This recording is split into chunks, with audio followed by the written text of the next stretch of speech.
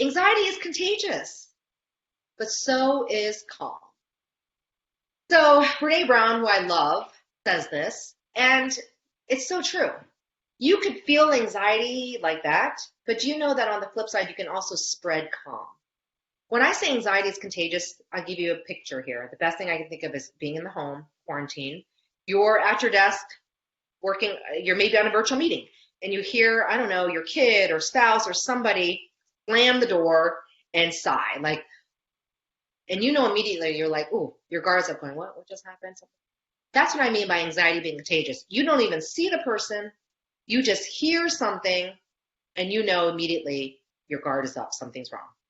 But if you hear somebody going, you hear a laughter or going happiness or just something like, I can't wait, I'm so excited. And then all of a sudden you're like, oh, that sounds fun. That's what I mean by spreading calm. That's how easy it is. And it's so important in an organization.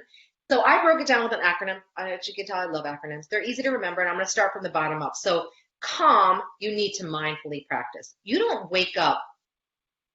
You have to choose to be calm. So yes, you wake up and go, yeah, I'm calm today. That doesn't mean you stay calm. So how do you practice calm? It's just being mindfully aware to be like less emotionally reactive. Works very well with parents and kids. Awareness of functioning. Are you an overfunctioner or an underfunctioner? You're usually one or the other. Some people are good at balancing, but that's what I would ask you to do is balance. But when you're anxious, people tend to hear the overfunctioners. They do. They want to help. They become the micromanagers, and they're like, they don't want to feel. They're like, I can do everything. Give it all to me. I just want to help. That's the overfunctioners. Underfunctioners. Oh my gosh, I'm so stressed out. I can't do it. I need help. I might as well just not do it because I'm stressed. Those are the underfunctioners. They could be called flaky at work. You see those people and you just get irritated too. It's the same thing. You get that anxiety feeling. Both are not necessarily healthy, and you want to have that balance. Some days you may be overfunctioning. The next day, maybe do a little bit underfunctioning, being like, I was trying to do too much. This is what I tell the overfunctioners. Don't try to add another project if you don't need to, especially during COVID-19 when you're adjusting. Just because you're working from home does not mean you need to double your productivity. I know we're working from home, so we might have a little bit more or less travel time. Great. But I always tell people my concern is beware of the functioning, because over, under, too much, you're not spreading calm, you're spreading anxiety. And then it helps you clearly communicate, right? So we can definitely spread calm, but it takes practice.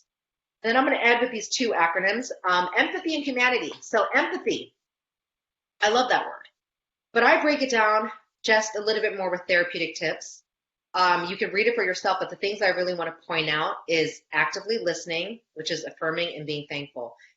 Gratitude, it takes practice.